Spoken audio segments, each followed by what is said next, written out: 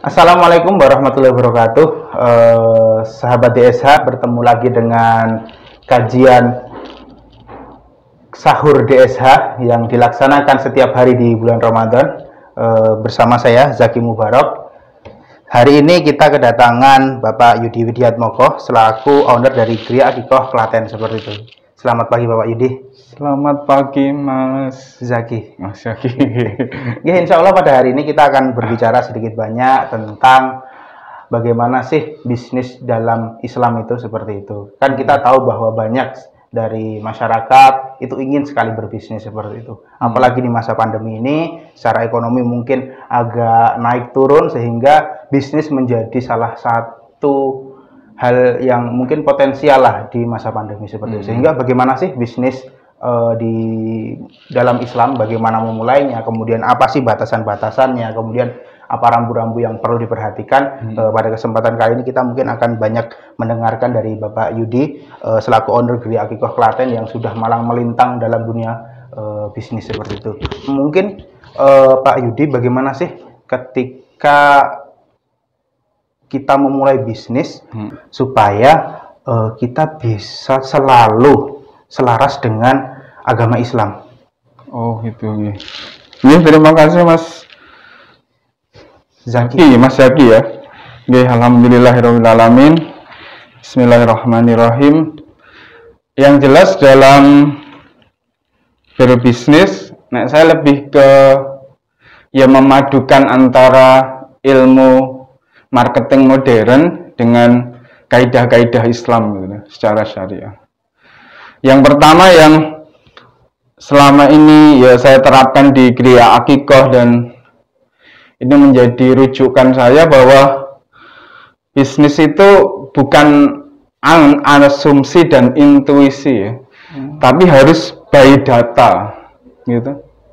Jadi segala sesuatu dalam berbisnis, dalam pemikiran saya dan juga masukan dari banyak orang bahwa segala sesuatu harus dengan data gitu. Contoh sederhana gini Mas, kita membuka pemotongan ayam gitu. Pemotongan ayam kita kerucutkan lah satu kecamatan, anggap aja kecamatan Klaten Tengah gitu. Kita hitung dulu potensi konsumsi ayam itu seperti apa gitu. Contoh sederhana, misalnya kecamatan Klaten Tengah itu ada 80.000 jiwa, satu kakak ada 4 orang, gitu. Berarti akan ada 20.000 kakak ya gitu. Terus per minggu itu anggap aja konsumsi ayam itu per keluarga 1 kilo, berarti kan 20.000 kakak dikali 1 kilo dikali anggap aja 1 kilo 35.000. Nah itu kan potensi per minggu, potensi per bulan dikali 4 gitu. Jadi kalau kita berbisnis juga sebaiknya by data. Itu yang pertama dulu ya, dari sisi marketing modernnya ya gitu. Nah dari itu yang pertama, itu kan potensi ya. Terus yang berikutnya dari sisi syariah, yang kita terapkan di Gria Akikoh, kalau kita berbisnis ojo utang gitu bahasanya. Atau karena kita sudah kerja keras loh Mas. Karena pebisnis itu kan berpikirnya 24 jam gitu. Beda dengan pegawai. Pegawai itu kan harus digaji sesuai batas waktu atau sesuai batas pekerjaan. Tapi kita sebagai owner atau pengusaha kan berpikirnya 24 jam gitu. Kalau kita berpikir 24 jam totalitas dan yang kita kerjakan itu hanya untuk mencicil utang, itu kan kita kata sia-sia loh Mas. Termasuk utang produktif itu Pak? Iya, saya paling menghindari itu. Makanya saya lebih senang menjual aset yang kita punya untuk memulai usaha. Ya itu dalam pandangan saya. Walaupun dalam Islam itu utang boleh asal tidak riba. Ya. Tapi saya sendiri tidak menerapkan hal itu. Karena misalnya kita utang, kita sudah punya omset sekian juta, terus laba bersih kita anggap aja 5 juta. Nek cicilan kita 4 juta, Kita cuma menikmati 1 juta loh. Kerja 30 hari kali 24 jam karena owner pengelola cuma dapat untung 1 juta. Makanya saya lebih senang nek bisnis itu tanpa utang, apalagi utang riba, kita memulai dengan aset yang kita punya atau menjual aset kita. Tapi tetap dari by data kan. Jadi sinkron, maksudnya datanya ada, secara syar'inya ya nek tidak menggunakan apa istilahnya uang-uang gitu. Luar biasa sekali ya, Bro. Berarti bagaimana kita berusaha untuk bisa memulai usaha tanpa berhutang seperti itu? Iya, memulai tanpa utang. Tapi kan kita harus yakin, Mas. Maksud saya yakin gimana? 9 dari 10 pintu rezeki itu dari berdagang. Masa kita ragu dengan jaminan-jaminan Allah? Ya, jadi sekaya-kaya apapun pegawai, mohon maaf misalnya PNS golongan lah paling tinggi lah. Itu kan sudah dijamin dalam hadis ini, tetap masih kalah dengan pedagang. Kalahnya berapa? 9 kali lipat. Nek gaji beliau 5 juta, pedagang bisa 45 juta. Masya Allah. Luar biasa ya. Berarti bagaimana berdagang itu ternyata sudah dijamin oleh Allah bahwa rezekinya itu 9 dari 10 pintu rezeki ada di berdagang, Masya Allah. Kemudian ketika kita bisa memulai berdagang, rambu-rambu apa aja sih dalam syariat yang perlu kita perhatikan seperti itu, sehingga 9 dari 10 rezeki itu kan tentu perlu ada batasan-batasan sehingga ada keberkahan di dalam proses berdagang itu. Jangan sampai ketika kita berdagang kemudian justru yang ada malah dosa-dosa baru yang datang gitu, bukan keberkahan. Jadi mungkin bisa disampaikan rambu-rambu yang mungkin sangat-sangat penting ketika berdagang. Yang pertama ya tadi, yang jelas kita kan harus menjual barang itu kan yang halal ya, gitu. Apalagi di dunia kuliner, mohon maaf ya, beberapa penyembelihan itu kan tidak halal ya. Itu bisa dicek nek nyenengan beli, mohon maaf misalnya ke angkringan atau apa kan, dilihat dari aja lehernya ayam itu. Nek 3 urat itu tidak terputus, berarti otomatis dia tidak paham tentang syariat. Karena syarat kehalalan itu ya disembelih dengan nama Allah plus idealnya ya ini 3 itu kan setelah kehalalan itu penting. Makanya di Gria Akikoh kita sudah berusaha dari awal seluruh bahan baku, bumbu dan sebagainya bersertifikat halal MUI, dan kita juga sudah bersertifikat halal MUI. Yang pertama yang jelas harus halal ya. Terus yang berikutnya ya modalnya dari modal yang baik gitu. Jangan modal riba, maksudnya, gitu. Ya terkait yang saya utarakan di depan, modalnya dari modal yang baik, terus keuangannya juga harus baik. Maksudnya, ya kita harus istiqomah. Maksud saya istiqomah untuk menata keuangan dengan baik juga, gitu. Sebenarnya sinkronnya kan gini, Mas, maksudnya pengelolaannya baik, keuangannya baik dan sebagainya. Insya Allah nanti ditambah dengan apa ibaratnya marketing langitnya, mungkin sedekahnya gitu. Nanti insya Allah akan tumbuh dan berkembang. Tapi saya juga secara marketing saya menerapkan ilmu marketing modern plus saya kombinasikan dengan Islam gitu. Ya karena contoh sederhana, Mas. Kita benar ya, maksudnya rutin untuk sedekah itu. Terus misalnya Gria Akikoh ekspansi ke Nusa Tenggara Timur gitu. Kita buka di sana.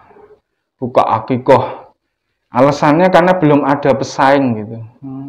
Kok setahun belum laku ya? Kenapa ya? Setelah di riset by data tadi, ternyata 90% warga NTT itu non muslim. Berarti kan otomatis nggak laku.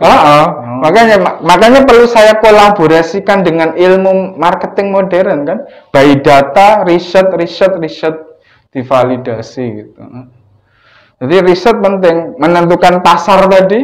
Iya. Dan nek kita jualan ayam ternyata warga situ tidak mengonsumsi ayam kan percuma. Makanya bagi saya ya, pebisnis pemula ataupun yang sudah berbisnis, ya kita hitung lah potensinya berapa, by data, di riset, di survei dan sebagainya sebelum kita benar-benar terjun ke bisnis yang sesungguhnya. Kemudian yang mungkin menjadi pertanyaan saya ada dua ya tadi yang dari jenengan sampaikan. Yang pertama berkaitan dengan riset itu sendiri. Jenengan menyampaikan bahwa riset ini menjadi sangat-sangat penting karena dalam proses mengolek data, mengumpulkan data. Nah, yang menjadi pertanyaan pertama adalah bagaimana sih ketika mungkin katakanlah saya sebagai orang yang mungkin sudah mulai berdagang seperti itu, kemudian bagaimana sih saya bisa mulai membuat riset seperti itu? Kadang mungkin secara masyarakat awam berpikir riset itu masih bahasanya harus di laboratorium dan lain-lain. Jadi bagaimana sih riset sederhana yang mungkin bisa diterapkan oleh pedagang-pedagang di seluruh Klaten katakanlah atau mungkin seluruh Indonesia? Itu yang pertama. Kemudian yang kedua tadi jenengan sempat menyinggung tentang sedekah. Apakah sepenting itu sedekah ketika kita berdagang? Yang pertama terkait riset. Riset itu sebenarnya untuk misalnya kita mau memulai usaha baru atau kita belum punya pandangan tentang usaha baru, ya kita butuh riset ya. Maksud saya riset yang pertama biasanya kalau kita berbisnis, what is the problem gitu Mas. Sebenarnya bisnis itu kan memberi solusi atas problematika seseorang. Contoh sederhana, kenapa Gria Akikoh hadir? Karena ternyata di Klaten ada masalah tentang orang akikoh yang pengen praktis gitu. Saya pengen akikoh, tapi saya pengen yang praktis, hari H tetap bisa bekerja. Saya tidak pengen amis neng omah, tidak pengen repot neng omah. Akhirnya saya memberi solusi, ya catering. Tapi saya lebih spesifik lagi, khusus akikoh. Itu kan problem yang pertama. Problem ya, berawal dari problem. Setelah problem itu ada, terus kira-kira ono sing tuku ya, atau who has the problem? Siapa sih sing arep tuku dengan problem seperti ini? Nah, menurut ilmu yang saya pelajari, kita harus memvalidasi, mengecek minimal ke 130 orang. Contoh sederhana, hari ini saya punya problem ini Mas. Saya itu pengen tuku soto, tapi sambelnya ojo dicampur air. Itu kan problem saya. Nek jenengan jajan soto itu kan mesti sambelnya campur air. Itu kan problem saya. Saya sendiri punya problem. Coba itu nek jenengan buka soto, tapi problem saya itu jenengan validasi, jenengan cross check ke 130 orang. Jenengan duwe problem ngono ora ta, Mas? Terus yang kedua misalnya aku pengen tuku soto sambelnya tidak dicampur air plus gorengannya anget. Nah, itu jenengan cek juga ada berapa kira-kira plus gorengannya anget.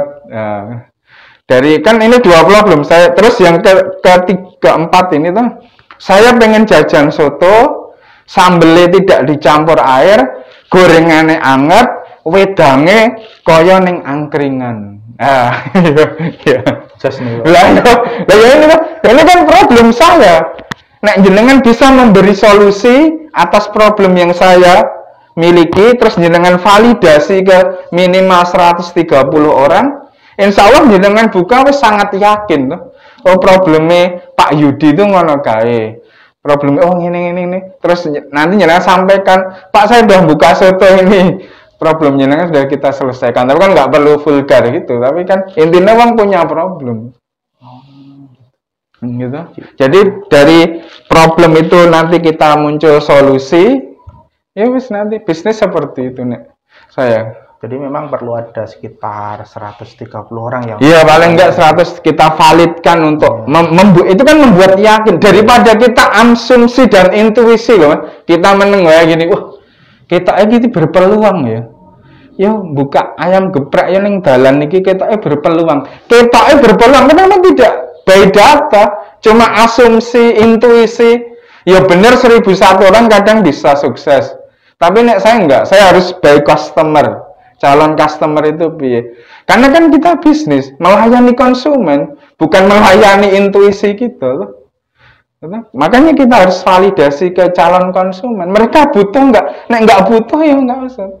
Untuk 130 orang itu katakanlah case-nya soto ya, atau memang harus ditanyakan orang yang memang tiap hari makan soto, atau mungkin iya diacak sebenarnya enggak apa-apa gitu. Karena saya sok melihat beberapa warung di Klaten itu, ya kita rodok unik tapi malah nggak laku tuh. Ya, misalnya soto kalkun, saya pernah lihat yang Kalikotes itu soto kalkun, ternyata tutup juga. Karena mungkin tidak divalidasi, ya hanya keunikan, atau keunikan tapi kan belum tentu unik itu bisa diterima pasar. Sesuatu yang belum ada juga belum tentu diterima pasar. Misalnya kita sekarang buat sate onta, itu unik satu-satunya di Klaten. Tapi bisa jadi nggak laku tuh. Kita cari bahan baku harus ke sana, repot dan sebagainya. Tapi kan itu unik. Keunikan dalam bisnis belum tentu laku. Karena jenengan pengen lebih mudah, mending ngambil kategori yang sudah ada, amati, tiru, modifikasi, itu lebih mudah. Karena kan pasarnya harus dibentuk dulu tuh. Tinggal kita masuk, kita ngerogoti berapa persen pasar itu, ya mesti. Makanya jangan lihat produk-produk nasional mesti meniru yang sudah laris tuh. Misalnya kopi A, kategori kopi tubruk, nanti akan muncul merek B. Ya kopi tubruk juga mereka. Ini wis digaweke kategori. Terus kopi C tinggal masuk, tinggal kita nyari pasarnya. Itu kan seperti kita belanja di minimarket, itu kan harus dikategorikan loh mas. Air mineral kemasan sebelah sini, ready to drink sebelah sini, terus mie instan sebelah sini. Itu kan bagian dari mengkategorikan yang pasti ada pasarnya, karena sudah dihitung lembaga riset tuh. Gitu. Jadi ketika memang merasa berat untuk riset, bisa modifikasi. Mohon maaf, misalnya di ESA itu kan juga mohon maaf ada kompetitor dalam tanda petik kan. Berarti kan bisa ada pasar sebelumnya, lembaga A, B, C, D dan sebagainya. Pasarnya kan harus terbentuk tuh.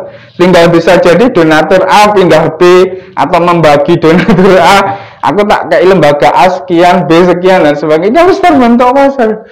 Coba kita memulai yang baru, ya butuh perjuangan, butuh kerja keras, tapi memulai yang baru, nanti berhasil ya kita pasti yang tertinggi.